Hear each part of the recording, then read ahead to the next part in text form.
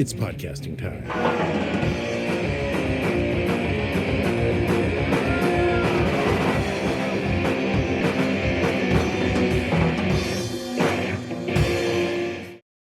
Aloha, I am Matthew Salanoa, and welcome to my new show, TheSalawag's Final Cut. On this show, the Salawag, who is my internal voice, my movie reviewing source of madness that has driven my family and friends crazy, has now been funneled into a podcast format where it can go out to the internet and be ignored as it should be. But on this show, I give a little bit of a review, and if it's new, it'll be more of an actual review, and then I talk about how I think things should have been better. Why it's great gut reaction. I do sometimes do that, but mostly it's to celebrate whatever I'm watching.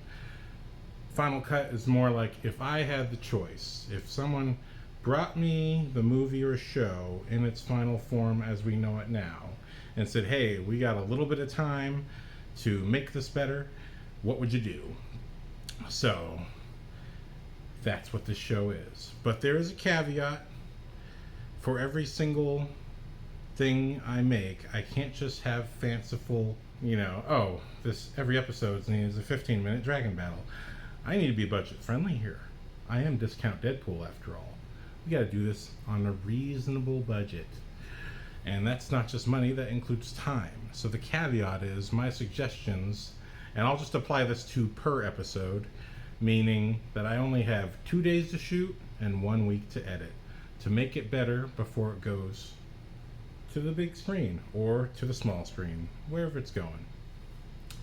So for today, I'm talking about House of the Dragon Season 2.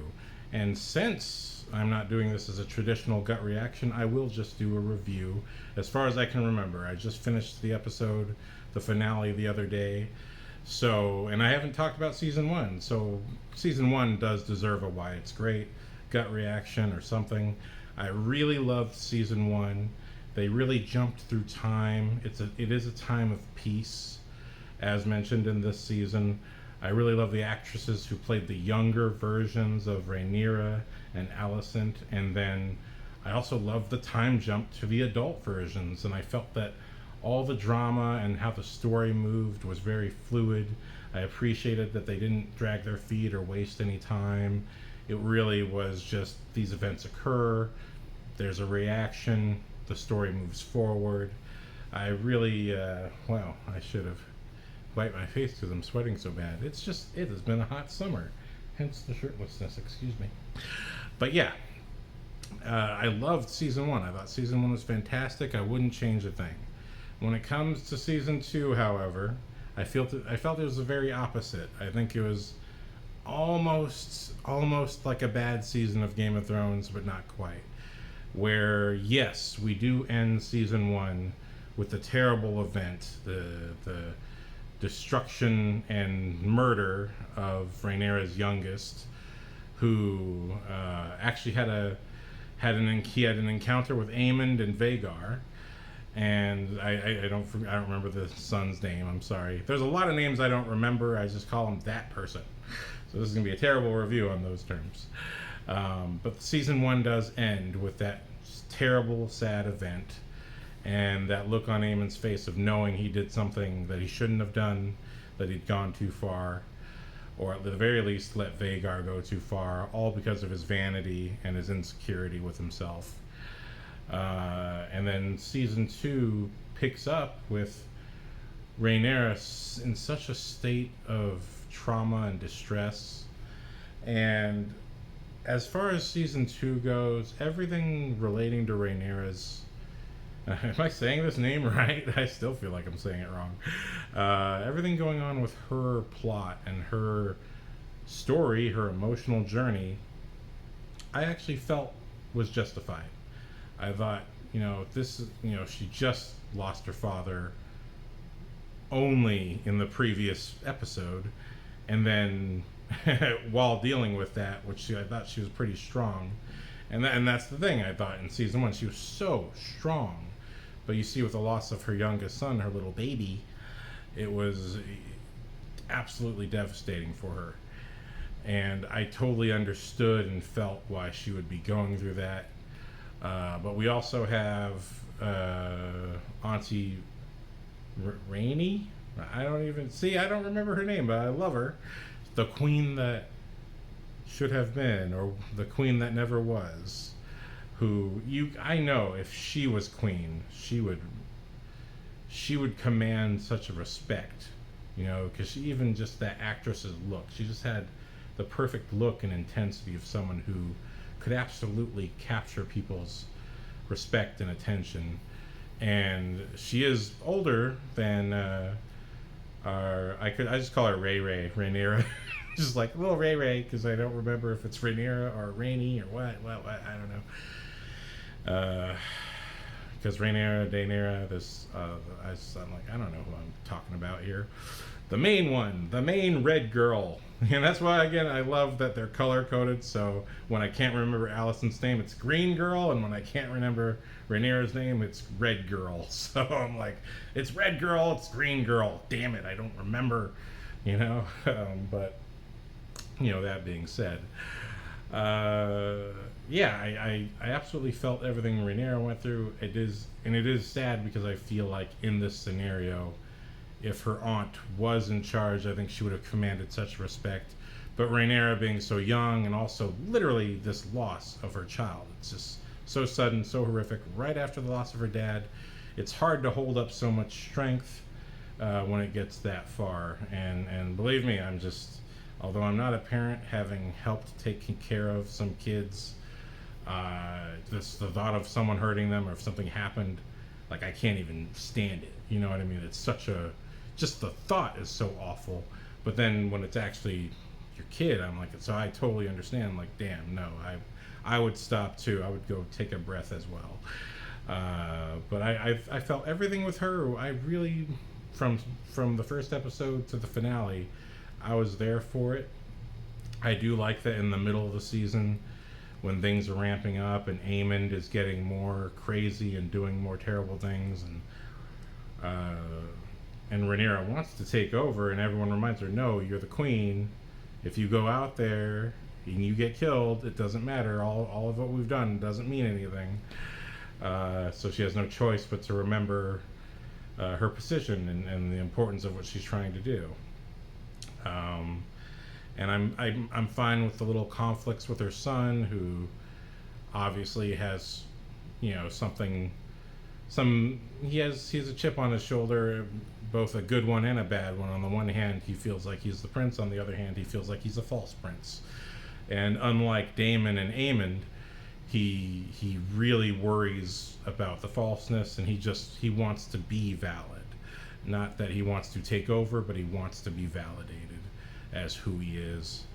And really, I think the beautiful thing about Rhaenyra and her father is that both of them, like, well, either way, you're my child, you're my family. Don't even worry what other people think, which is kind of a nice message, kind of a nice thing. But then we have kind of the opposite going on with Lord Corlys and his bastard sons, and apparently one of them saved him in the previous season. But honestly, here's where my problem lies with this show. Everything with Lord Corlys, his bastard sons, and everything with Daemon at Harrenhal, once all of that started, I really got bored. First of all, I hate it when television, or movies, but definitely television, have characters talk to dead people. And I don't mean if they're talking to a ghost. I mean they're just talking to an imaginary dead person, which is the expression of their inner thoughts, so artistically it's aligned, but really, as an audience member, I fucking can't stand it. Walking Dead did it, I couldn't stand it. I was fine with Rick's visions of Laurie, because they were visions. They were far away. It was just an indication of his suffering. He didn't literally talk to her. You know what I mean? But when Daryl talked to Merle, and Merle wasn't even technically dead, I was like, this is just to bring back Michael Rooker. This is just so, I don't care. I'd rather watch them talk to themselves. That would be more interesting. here we are, we're watching podcasts where people talk to themselves. You know what I mean? It's just like, come on, have some faith in your actors. I just think it's just so overdone, in particular in the last 10 to 15 years. I'll give Smallville a pass because that's Jor-El's AI created. That's Jor-El's memories attached to an AI designed to represent his opinions and his plans. Like, okay, technically, you're not a ghost. You're a piece of technology representing the memory of another being. So I'll take that. That's fine. And it's even creepier than when you think about it. It's like, whoa, actually, you know, what would the actual person do versus this computerized version of you? It's kind of like, the computerized version is kind of a creepy tyrant. And I don't think that's exactly what the real Jor-El would do. But that's why it's so creepy. And then in the case of Lost, they actually are talking to ghosts. So I'm like, okay, like I'll take it. But when you're just talking to the imaginary form of your lost loved one, I just get so sick of it. I'm just like, stop. Every television show does it. It seems like it anyway. It seems like every fucking television show does it. And it's always cheesy, it's always weird, it's always awkward. You know what I mean? And the actors do a fantastic job, but I'm still sitting there like, I move on. I don't need this. The character has already expressed everything they thought about this anyway. I don't need this. So everything with Damon and the stuff with Lord Corliss, I just felt like the fact that we just got like these little pieces across so many episodes, where it's one interaction per episode, just put it all in one episode. Just make it one episode. Make one episode about Lord Corliss keeps visiting his bastard sons. Because by the time Auntie Rainey visits the son that saved Lord Corliss, I forgot that he was a bastard son. Because, I mean, there is a lot of stuff happening in the show, but it's just like, so much happens that I'm like, why does he keep meeting them again? I get he saved his life, but I'm starting to think, oh wait, it's his son. Oh, my sister had to remind me, because there's just like, fuck. Because between that and Damon, just, I'm flashing back to season 1 and wanting to do bad things. And I'm like, I understand you need some way to express it. But to me, I just hate those tropes. I think they really drag the quality of a show down. I think they're also very lame. I really just don't like it. You know what I mean? Again, unless you're actually talking to the ghosts, I'd rather just watch you talk to yourself. You know what I mean? I would seriously just rather watch you talk to yourself, because I'm so sick of TV doing the same thing every single show. Even though Zack Snyder, I love his movies, can't stand Superman talking to dead, not dead Jor-El. Again, it's a program, so it's like I can't even argue with it. It's literally a program designed to copy his dad's brain. Like, okay, that's fine. At least I understand the logic of why it's there.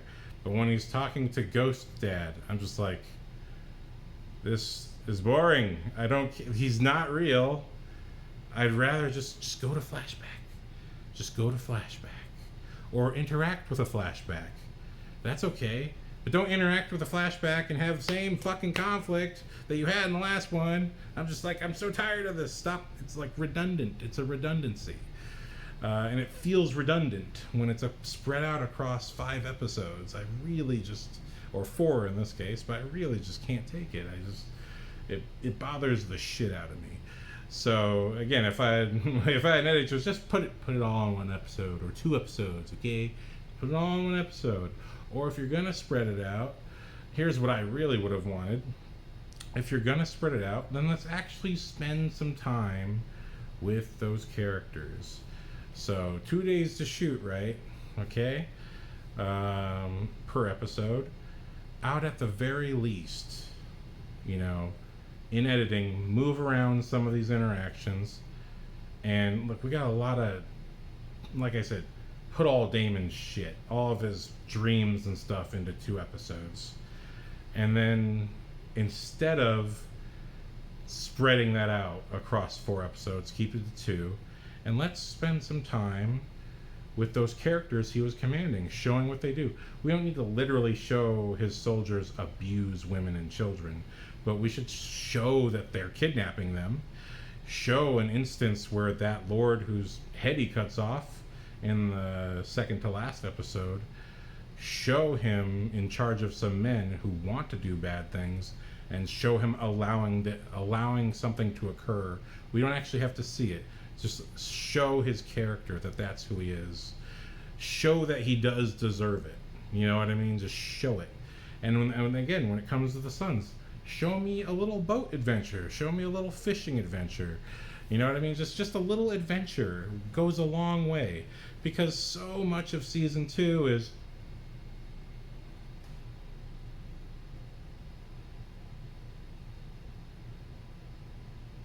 I'm sad.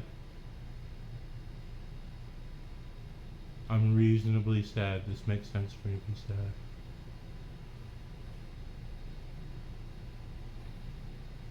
This is awkward. So awkward.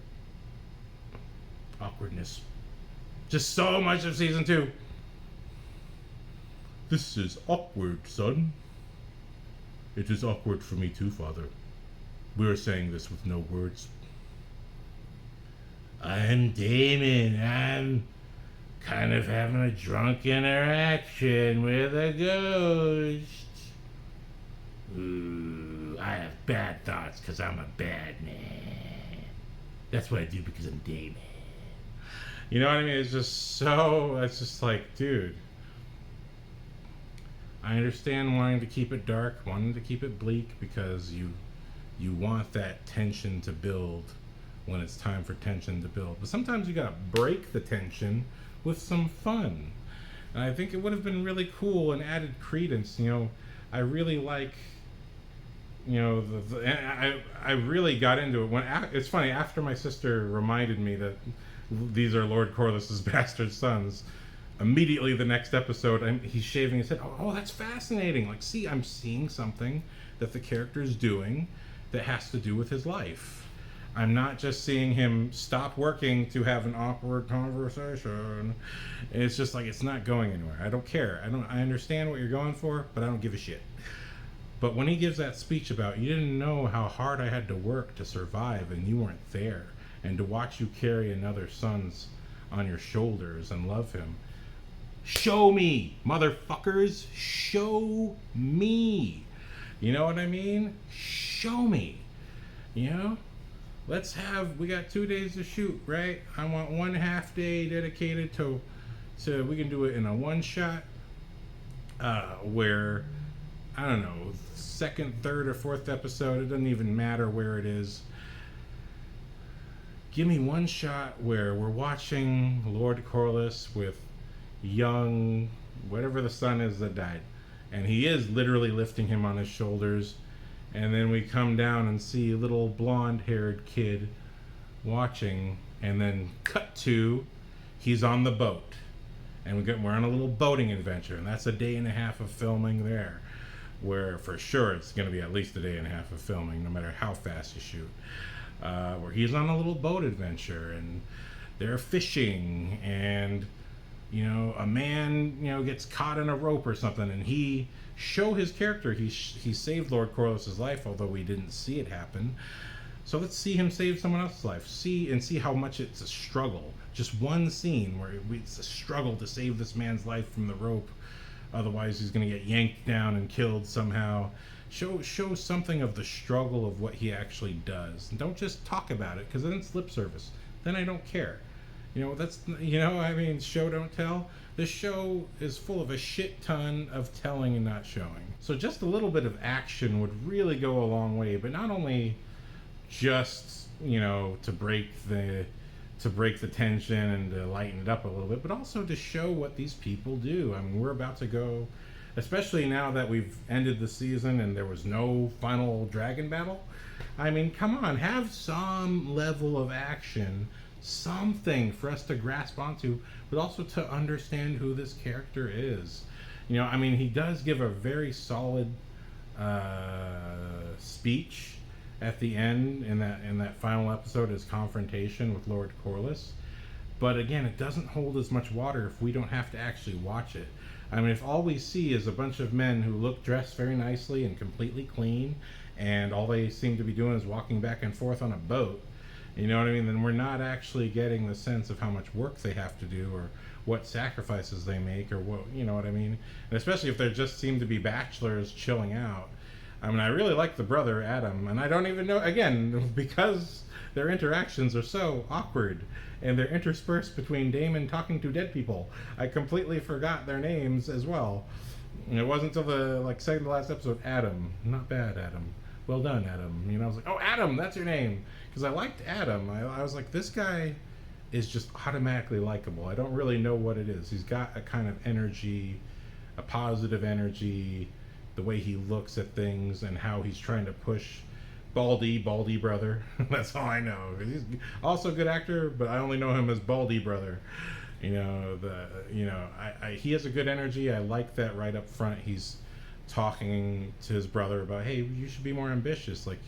You should seek out more opportunities because you're clearly capable of it. And the brother's just kind of, I'm not really interested. I don't really want to go that far. You know what I mean? He's on a journey of his own heart, and he's just, for whatever reason, or maybe it's the very reasons of his speech, he just feels unable to push himself that far, you know what I mean? But nonetheless, because he's saved his dad, he finds himself rising in his position, and again, Adam pushing him like, hey, you should really take advantage of this, you know what I mean? And I like that, I do like that as a difference of characters, there is that dynamic quality between the two. But I would have liked to see, what does Adam do? What are these people doing during the day? You know what I mean? And maybe they shot it and it's not in, but I think I would be interested in seeing what is it exactly that they do. Because, with that white bearded dude who has, I think, his Indian wife, I don't know, the guy who later gets a dragon, which was an epic sequence, that guy, his scenario is so quickly clear. Oh, he's struggling to feed his family, he's looking for work, he's struggling, and he's living in the kingdom where now Aemond is in charge. All of that is just so clear, is the emotions are so clear, and what he's struggling with is so clear. And then they also keep it so short that every time I see him, I kind of remember what's going on. But because it's just such long takes of Lord Corliss, Baldy brother, Adam in the middle. You know what I mean? I'm just like, okay, at any point I'll be happy to just watch you fish, bro. I don't need to sit here and watch. I don't want to watch this. I don't want to watch this same redundant encounter 4 episodes in a row. I don't know why you thought that was compelling, but it was not compelling for me. I really feel like just show them doing their jobs. Show them in situations that, I understand, action does take a long time to shoot, but show them, give them some kind of scene that declares what exactly they do and what their skills are, or what it is that they have in their hearts, you know what I mean? Because just showing them talking about, oh, you should try to do this, I'm like, God, that's boring. God, that's so boring. You know what I mean? Especially, redundancy is boring in film and television. You want to move the peg forward. And I really, because I was interested, I was like, whoa, if these boating people are being brought in the story, let's see some of the adventures of the little people of Westeros. Why do we only have to see the adventures of the well-to-dos? You know what I mean? I'm like, their adventures are not that interesting. It's just a basic family drama because they have the power to not have to work. You know what I mean? But since we're showing the people who actually do the work, let's actually see them work. Let's see what their daily lives are like. Because just the fact that was introduced, I think in the first or second episode, I was like, oh, are we going to get boating adventures with these guys? Are we going to actually see what these people do? because it automatically inspires in me like Pirates of the Caribbean. Like, do they have to deal with pirates? Are they affected by the war and all the stuff going on? Like all this stuff is going on. How exactly does it affect them? But when you just see them and they're fine, they're just doing fine. I'm like, okay, I don't care then. If they're just doing fine without Lord Corliss, then I don't care. I don't know why we're watching. And again, like, I cannot stress to have that intercut with Damon talking to dead people, which is just a personal thing. Maybe other people liked it. I hate it. I just hate when TV does it. Fucking stop doing it. Can we just have writers of television? Can we have a 5-year break? Just 5 years where you do not have characters talk to imaginary dead people. Can we just have a little break from that? Because I don't think I can handle it. I will just stop watching the next show that does it. I don't even care if it's this show. I don't care if there's a dragon battle at the end of the episode. Hey, did you see the end of House of the Dragon Season 3, Episode 4? There was this amazing battle. Nope, someone talked to a ghost, and I don't fucking want to watch it anymore. I stopped. I swear, I will just stop. I'm so tired of it. And even, I swear, the actor who, this is the show that really made me like this actor. The actor who plays Damon. I forget his name. Matthew something. He's a Matthew, so I feel bad. I haven't known many Matthews until I moved to SoCal. But, just the very fact that I felt like in the second to last episode, even he was kind of sick of playing scenes against these characters who are dead or imaginary. Like, I swear I could feel it in his own face. Like, why the fuck am I doing this scene? This is not how my character is. You know what I mean? He's not inward. He's outward, Even with the justification of magic, I just don't fucking care. I don't care. Because the justification of magic is to give me the same fucking shit I'm tired of watching in every fucking show. I don't want to see it no more. Cut it out. Find another way to have internal dialogue expressed. I will take a monologue. I will take an actor in a dark room talking to himself. What do you think a podcast is? It's just we are eating it up, and most of it is just a single person in a room talking to themselves. It works. I can't take another goddamn ghost scene. Well, I was on a farm, so I had water spilled over the farm, and then, all the animals, I built a barrier, so he saved our farm, but then we ended up destroying the Ross farm. It's amazing how in Smallville it's the Luthers who screw over the Ross farm, but in Batman v Superman it's the Kents who screw over we just screw over the Rosses no matter what happens. It kind of makes sense why he was a bully to you in Man of Steel if you really think further about what that story actually means. Okay, yeah. Shut up! I like you now, Kevin Costner, but I don't want to hear this weird ghost dead story. Just flashback it or cut it out. I don't want to see this. Get out of here. Sorry, Zack Snyder. Friends? Oh no, not now. Maybe later. But yeah, so I mean, it's just I don't care for redundancy. I don't care for talking to ghosts. All that stuff. I felt I would have rather have seen, those lords. Like, I loved when the lords stood up to Damon and said, hey, we are not working for a tyrant, and they go out of there. I loved that honor and that integrity, but I had no clue who they were. I had absolutely no clue who was talking to him, and he didn't have a clue either. So I was just like, well, then if he doesn't have a clue and I don't have a clue, then this is almost meaningless, even though it's a great moment. Again, show me those lords dealing with it or seeing something. You know what I mean? Show me something of what's going on. Again, these are the little people. Show me the struggles of the little people if you're gonna bring them up. It doesn't really hold water, and it's definitely not entertaining. I'm just like, God, you got a whole a whole boat there, but nothing happens on it.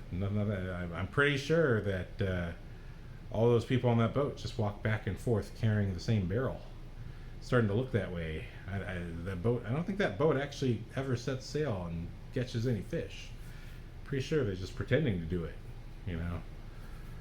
I don't think anything's happened there.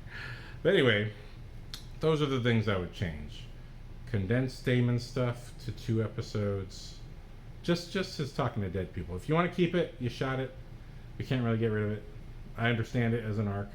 Condense it to 2 episodes. I don't want to see it for 4 fucking episodes.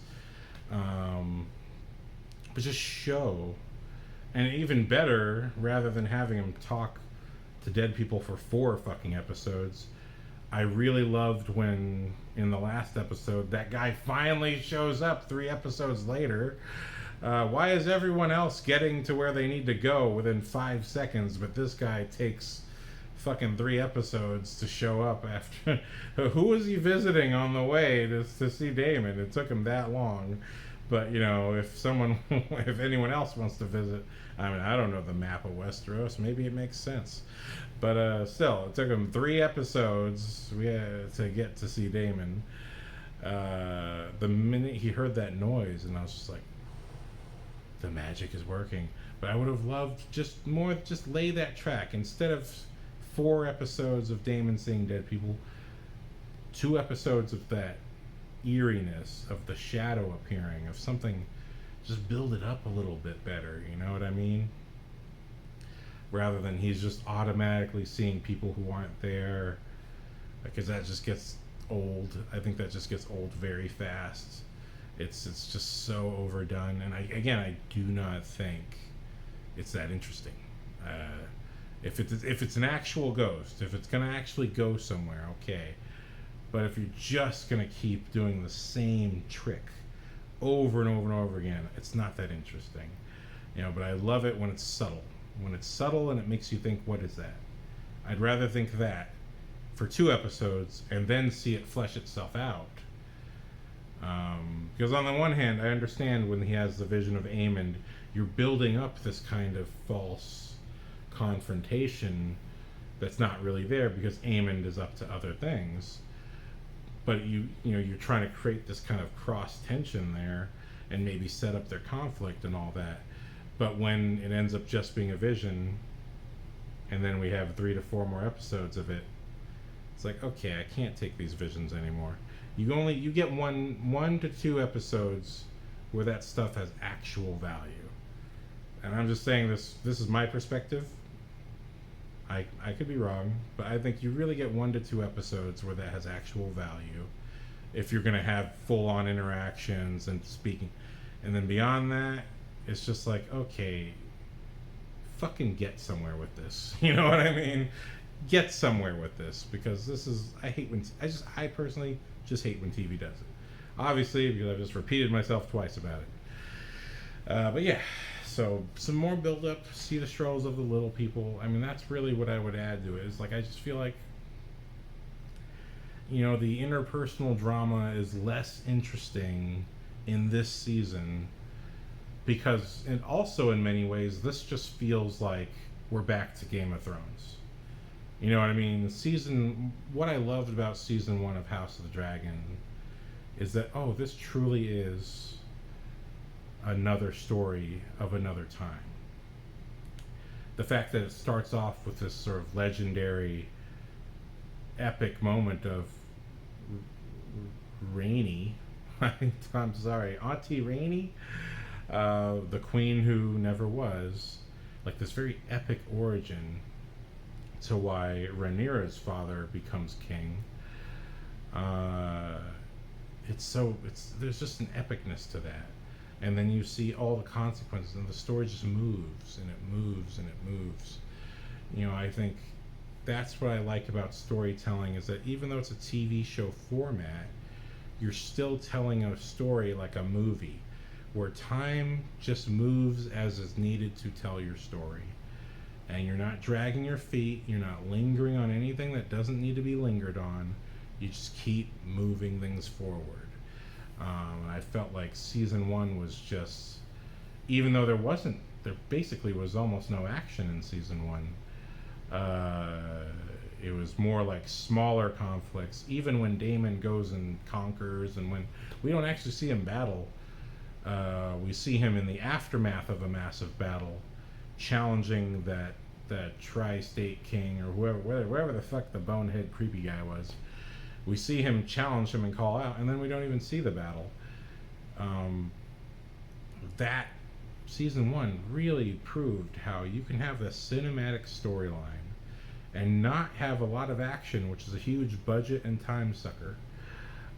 But you can still tell a story that's great and engaging. And when it came to season two, I felt like, good God. I mean, you need some adventure, man. You need to move the story forward. You can't have season one have this excellent pace. And I understand wanting season two to kind of be its own creature. But if you're not going to give us another dragon battle, then you need to give us other things along the way that make the show feel like it's moving. You know what I mean? And again, I understand action is the budget killer. It's the time killer, it's the budget killer. But there's also suspense. I mean, suspense can be shot very quickly.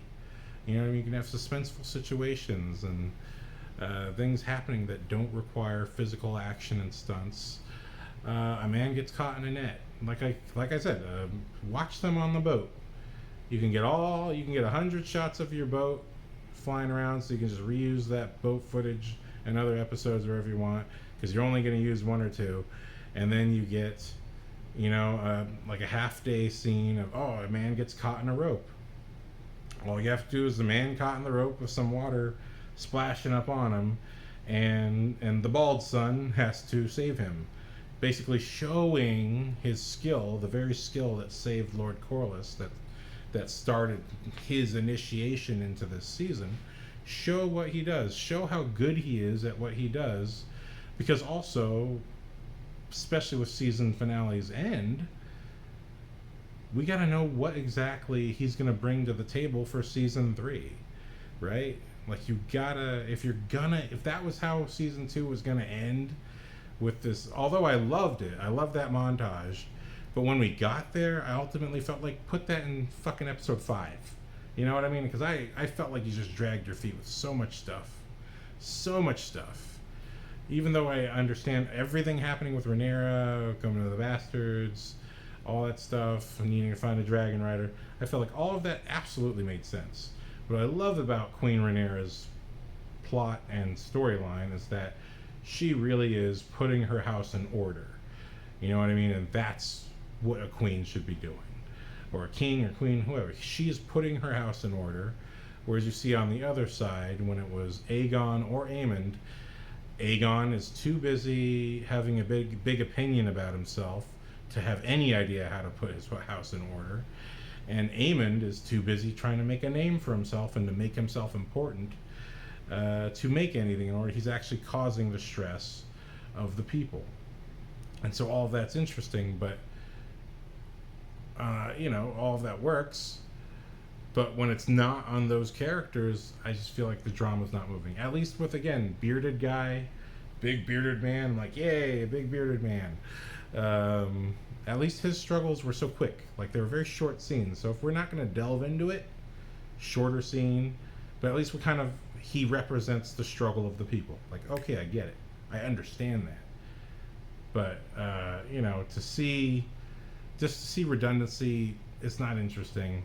I think you add a little fisherman's adventure and you showcase either the skill or the willpower of Bald Son. I'm sorry, I don't remember your name. This is why it's so important to have action scenes. But if you just show how good he is and give him a moment to have the crew recognize his skill, and then he can still be his own character and be like Judge Dredd, just, I'm awkward, okay, go back to work. You know what I mean? You could still showcase his character, and that would still be entertaining. You know what I mean? Like, that would be interesting to see.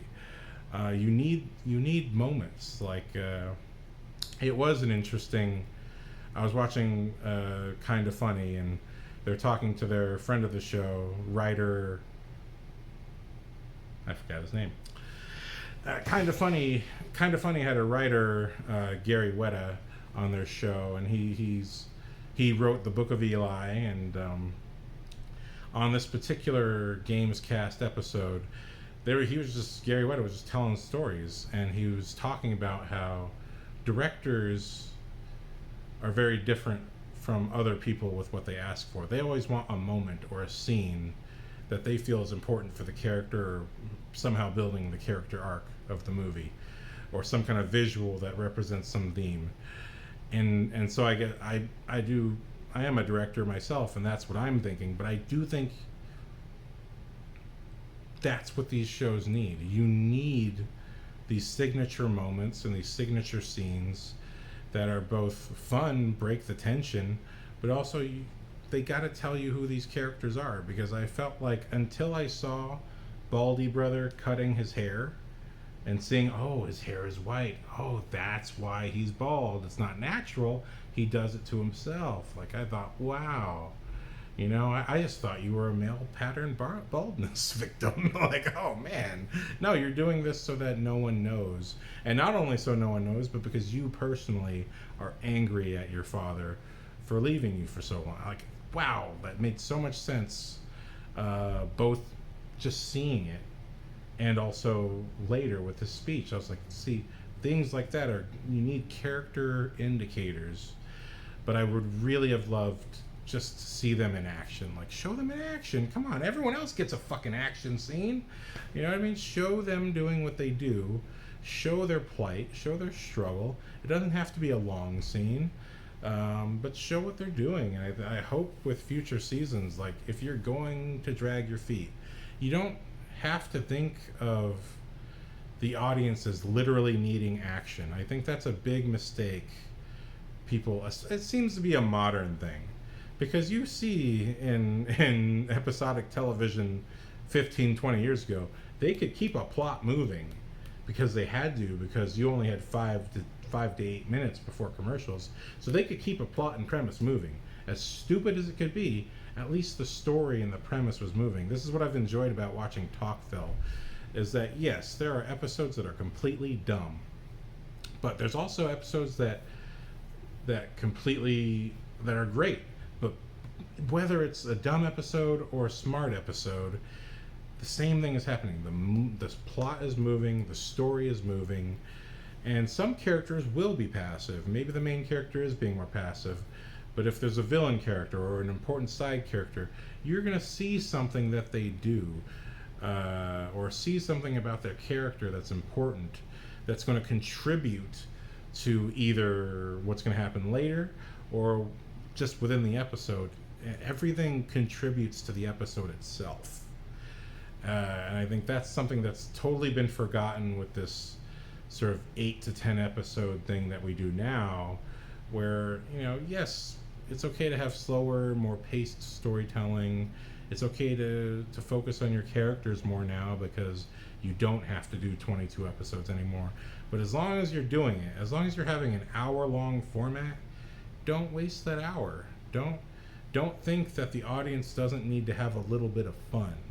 You know what I mean? Don't think that things shouldn't be moving. Okay, one character, they can't move. They're in the middle of a drama. They need to experience their drama. You can't move them. But other people can move, so let them move. You know what I mean? This is the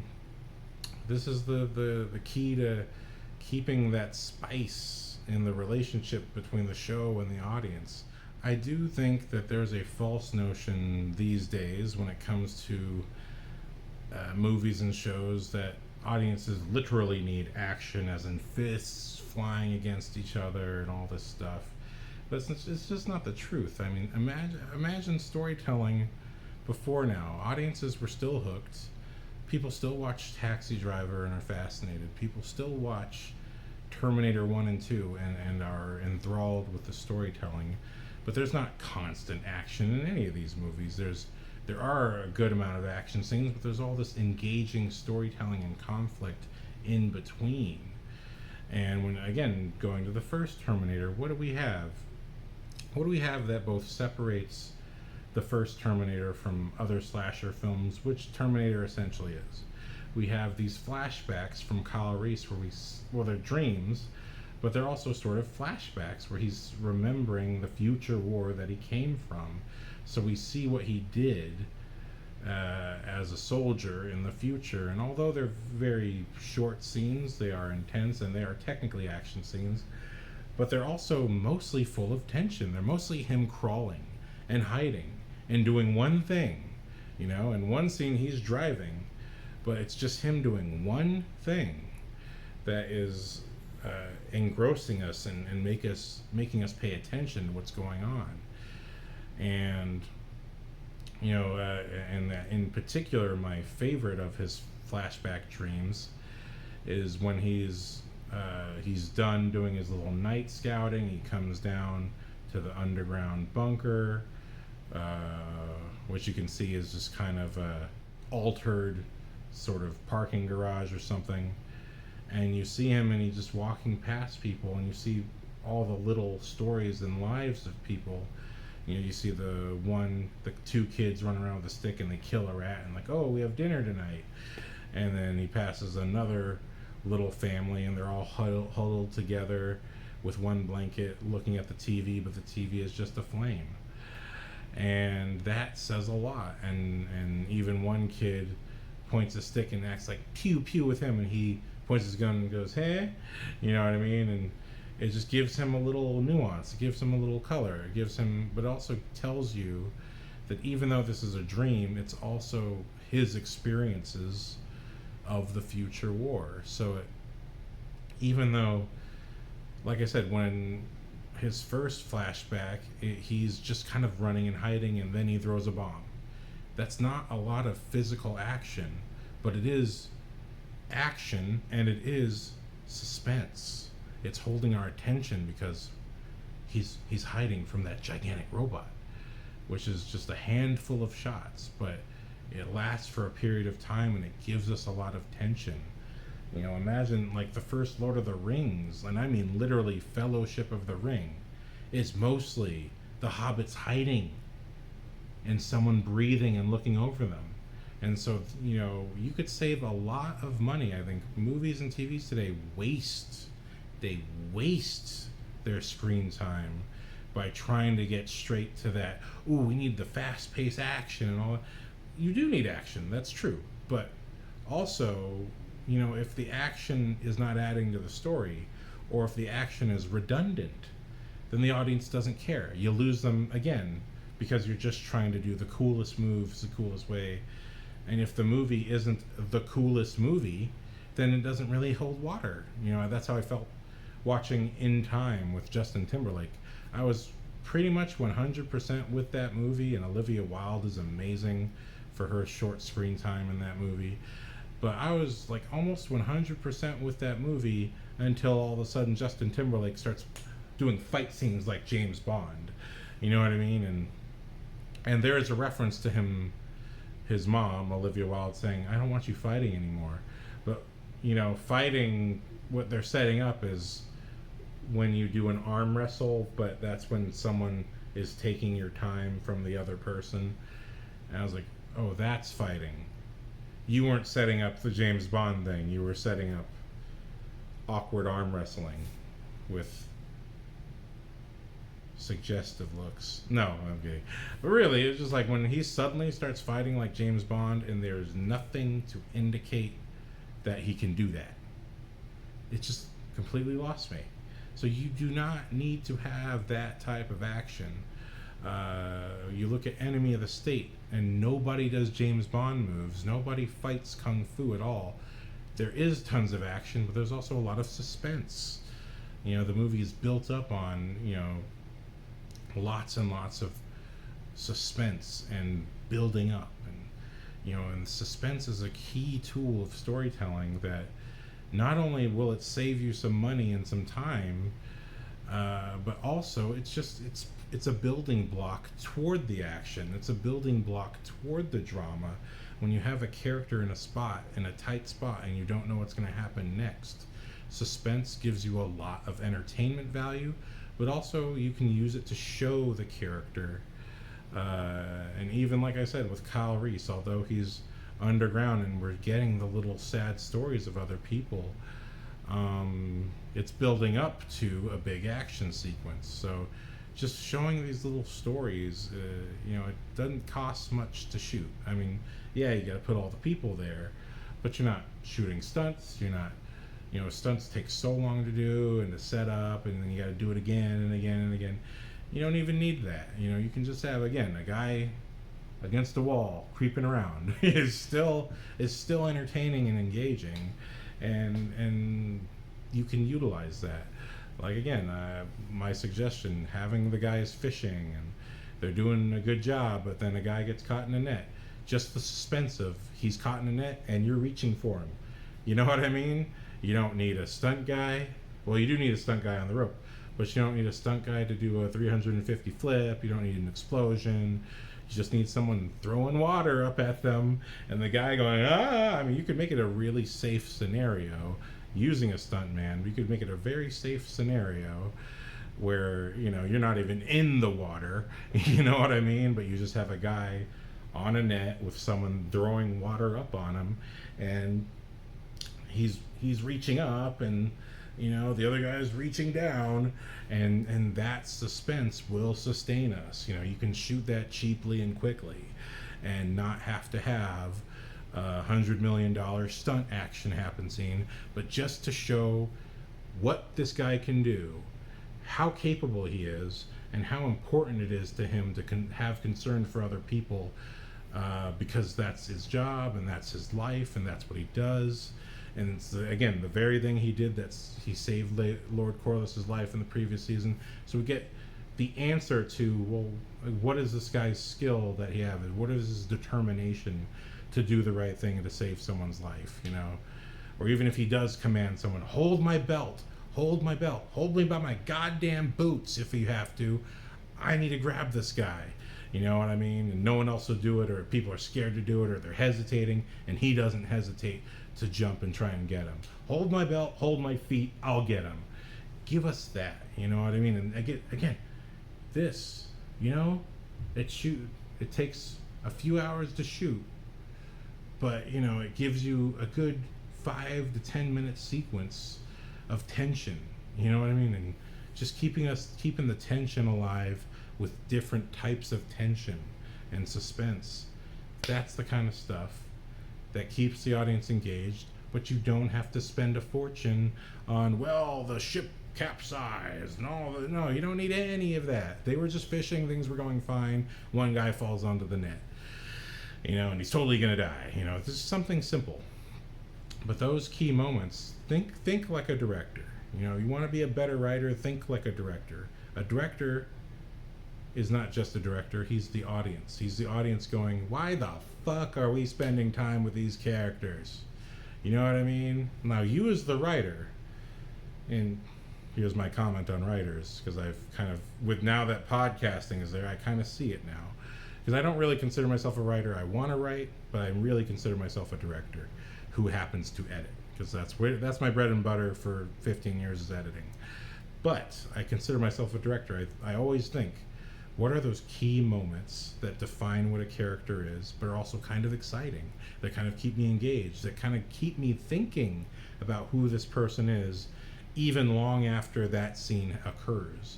You just do that one scene, and you'll always know for the rest of the season or for the rest of the show, oh, that's who that guy is.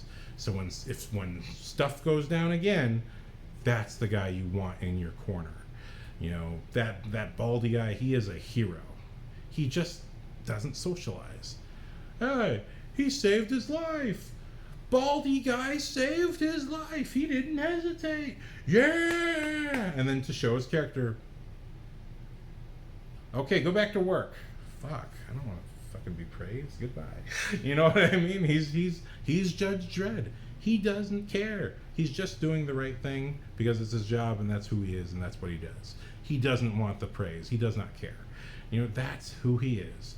So when Lord Corliss is riding on his ship and they're going out there, and when Lord Corliss is telling him you should be more inspiring, it has some weight. Now again, maybe they shot some kind of scene like this and it just didn't make the cut, but you should have put it in. If it's shot, you should have put it in.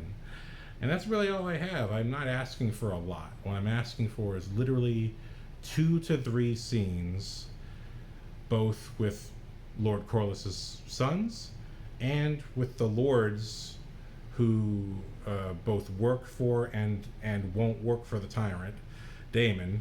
You just get 2 to 3 scenes with them instead of, or, but you're dead, or, but you're not 14 anymore, you know? Instead of that, put that all in one episode. For the love of God, just put it in one episode or 2 episodes. Instead of that, show these little dramas, show these little conflicts. It doesn't even matter if they show up in other episodes. That's how episodic television works, right? Sometimes you get an episode that just features a character that you're not going to see again. That's how episodic television works. There's nothing wrong with that. It's totally fine. You can do that. But while you're making a show, make sure every episode counts so that we're not just, it's not a movie. It doesn't, you want to have a cinematic attitude, but it's a show. It's not a movie. You should make every episode like that episode is a movie. It's got to have everything in it. It's got to matter. It still has to matter to the rest of the season, but that episode has to matter. Everything has to happen in it. Has to have some importance. So, and to me, it doesn't even matter where these scenes lie, as long as they're somewhere in that middle period between episode 3 and episode 7. You put those scenes in there, I just think you have a stronger season. I do feel like the season dragged a bit, and I was not for some of these things that we saw, but I do think these scenes would give us a better sense of the characters who, A, I forgot their names, and B, who the hell are you that you won't follow the tyrant? I literally don't remember you showing up at any point before this scene. You know what I mean? Like, give those characters a reason to be there. You know what I mean? I understand you're trying to do subjective storytelling, but it's a TV show, man. You're bouncing all over the place anyway. You know what I mean? At least give us a reason for why we see these people show up, I think. And then they don't have to show up in season 4. They don't have to show up in season 3. It just has to have credence and make this season matter where we are with what we're watching. So, like I said, besides those things, I did like the other elements of the stories. I liked what was happening between the 2 kingdoms. The queen that should be versus the queen that, oops, he didn't mean my son. You know what I mean? Alicent, I liked Rhaenyra and Alicent's storylines, green girl, red girl. And I really appreciated that they were in green and red, because I was like, holy crap, how am I supposed to tell the difference between these two? I liked everything with those characters and everything that they were dealing with. It was just once we got to the further side characters, I thought not enough actions happening. And again, I don't mean literal action, I just mean conflict, trauma. Something showcasing what the character is or does. I really would have liked a scene with that creepy lord who clearly abused a bunch of people or allowed it to happen. Just to really, when it comes to cutting off his head, he deserved it. You know what I mean? It's not about Daemon, it's about that character. And I think that's the strength of Game of Thrones between season 1 and season 7. Because I did go back and watch it eventually. Initially, I only watched Game of Thrones the last couple seasons, because that's when I got into it. But, when I went back and watched it, the strength of seasons 1 through 7 is that every character that shows up matters. Their introduction matters, or if they are introduced in a way that you don't know what they're about, eventually they get a scene that shows what they're about, and then you totally are all in about that character. And it happens within the season that they're introduced. It doesn't, you're not waiting for it for the next season. It's everything matters within the season we're in. And so, that being said, that's what I would do to make it better if I could, if I was so unknown, if I was anointed with such abilities. So that's what I got to think. That's the Salawag's final cut. If I could make the show better, that's what I would do. It's the ultimate armchair nonsense show. Our ultimate armchair reviewer or backseat driver, whatever you want to call it. Those are the things I would change. And tune into the Salawag's Why It's Great Gut Reaction for typically what I wouldn't change because I like whatever I'm watching. But the Salawag's Final Cut.